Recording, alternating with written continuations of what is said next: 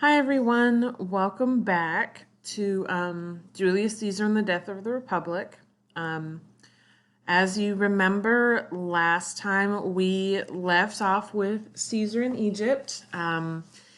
He does have an affair with Cleopatra. They do have a son named Caesarion.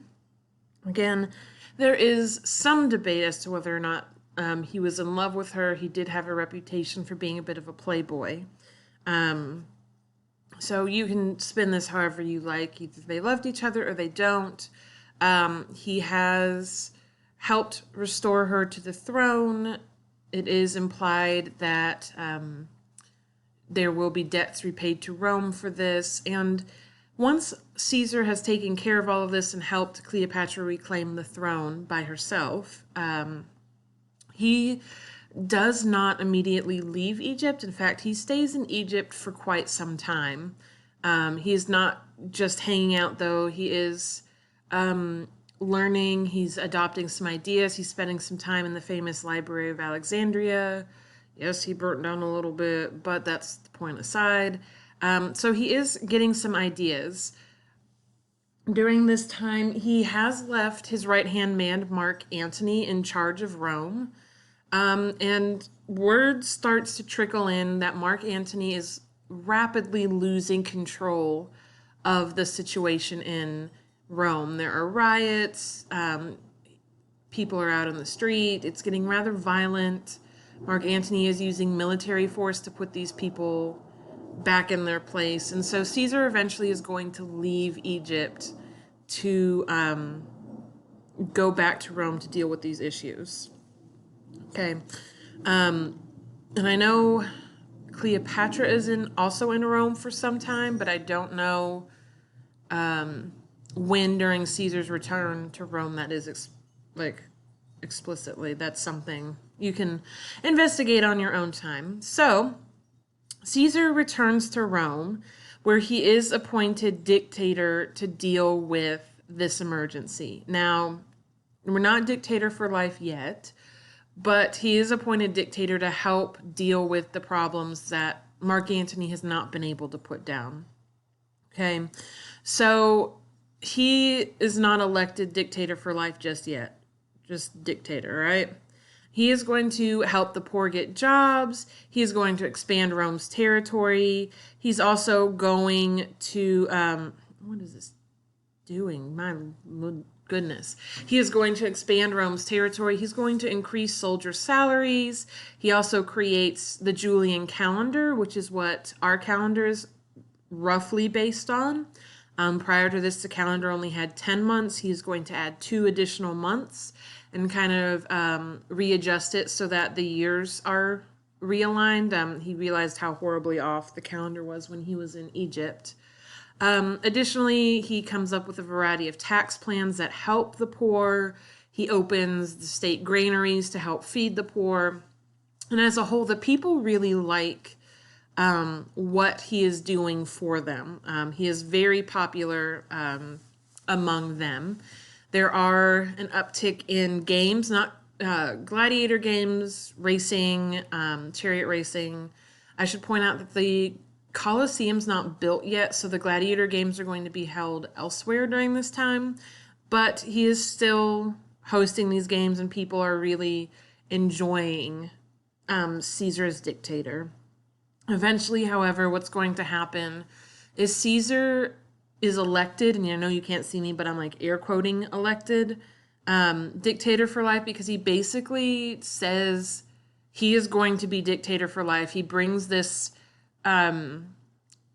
proposal to the Senate and says, I'm going to be dictator for life, and then basically strong arms them into approving this. So it's kind of like we're too scared of Caesar to say no. And so he is going to end up with this position. All right. We have a little bit of a problem, though. Okay. Even though Caesar managed to kind of like force the Senate to approve of his proposal for dictator for life, they aren't exactly happy. There is this concern that he has a lot of power. and it's too much, and he's on track to become a king. And if you recall, back in the early Republic, the Romans had, or like the early Roman history, the Romans did have a king, and they ended up overthrowing the king because of his abuse of power. So we're really, really concerned that this is going to be one of those situations where Caesar is dictator for life, and he's really just going to change it into king, and he's never going to leave. And so the Senate does not like this abuse. Like, they're seeing it as an abuse of power. They're seeing him as basically a giant bully. And so there is a group of conspirators who are going to plan to assassinate Caesar. There are several attempts, but that they just kind of fall through.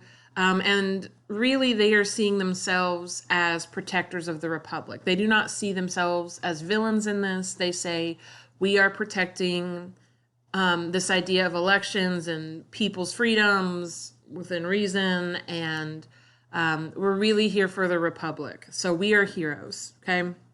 Eventually, it comes down that they are going to kind of set up a plan for him, and it happens to fall on the Ides of March. In Roman calendars, Ides is always the middle of the month, so in March it is the 15th. On his way to the Senate House, Caesar sees an oracle, or one of the soothsayers, fortune tellers, however you want to see that, who has basically told him, beware the Ides of March, something is going to happen. Caesar disregards him. According to other histories, his wife at the time, I believe Calpurnia, also has had foreboding dreams that Caesar should beware this day, that something bad is going to happen. Caesar disregards these messages. He goes to the Senate House and is there. They're having a normal day when he is approached by a man who is very insistent. It's something about tax reform or farmers' land. Just, he's concerned, and wants to talk personally to Caesar. And then pulls the knife out, and stabs Caesar, which then kicks off this mass stabbing episode where he is stabbed 23 times and pretty much all over his body. There were some 60 conspirators though, and only 23 of them actually stabbed him. So some people aren't doing their job. Basically murdering, they'd kill him in the Senate House, which weapons were not allowed in the Senate House. So Caesar was not armed when this happened. Among some of the conspirators are his closest friends, Brutus and Cassius. According to Shakespeare, his famous last words are "et tu, Brute," meaning, and you, Brutus. Other records indicate that he might have said, "and you, my son." It's not really clear what Caesar's last words actually were. We just know that there is a big sense of betrayal here because Brutus was one of his closest friends. They have a history together.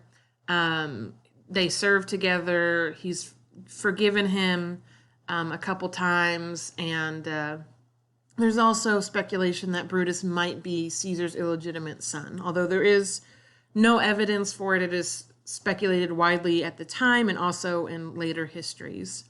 And so part of the Caesar did have this plan of leniency. So after this civil war with Pompey, he did forgive the senators who sided with Pompey.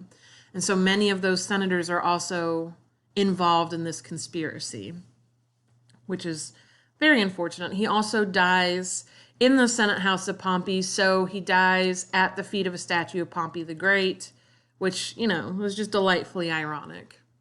Okay. So, oh my gosh, computer is spazzing. So this is a 19th century painting. It is not a reproduction of the time, just kind of indicating what's happening here. A little bit of stabby stab.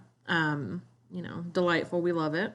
So after the death of Caesar, his right-hand man, Mark Antony, and his nephew Octavian are going to kind of team up. So Octavian is his nephew. Caesar did not have any sons, and so he adopts Octavian as his rightful heir and son. So for all intents and purposes, Octavian is going to be his son. All right. They are going to form another triumvirate, and this third or second triumvirate involves Mark Antony, Octavian, and Lepidus, with the sole purpose of hunting down these people who have killed Caesar. Much to their disbelief, the Roman people did not view these conspirators as heroes. They were actually rather mad. And in fact, there are going to be riots and revolts over Caesar's death. Mark Antony kind of helped stir these up.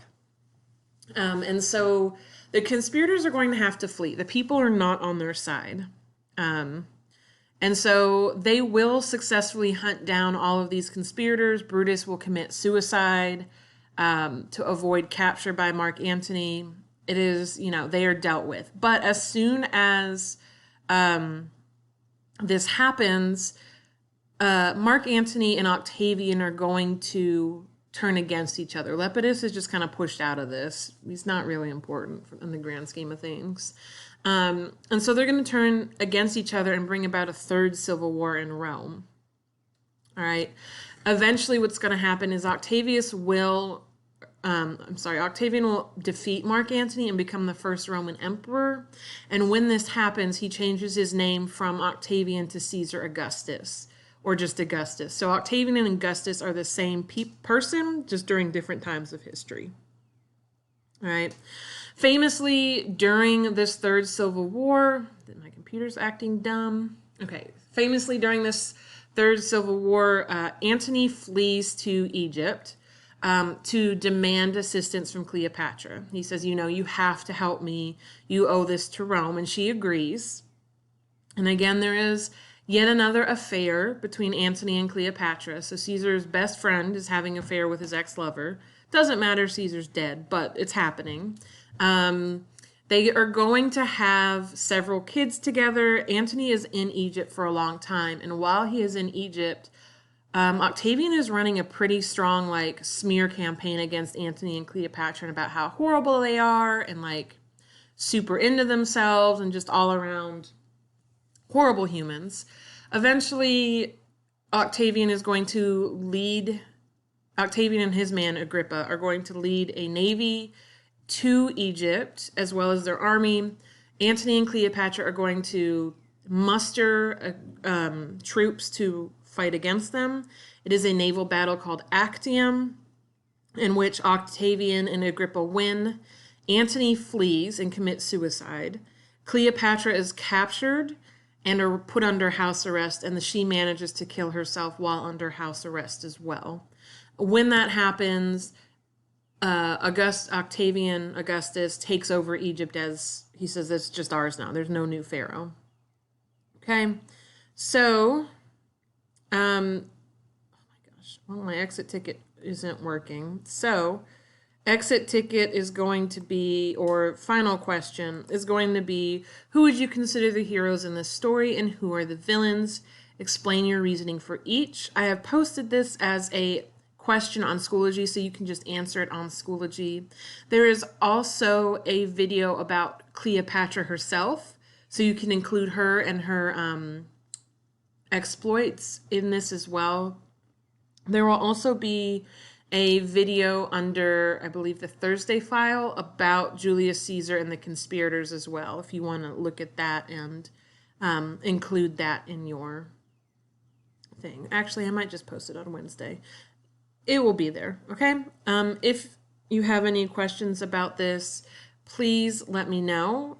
Essentially what has happened is with Julius Caesar's death, there has been some great instability within Rome.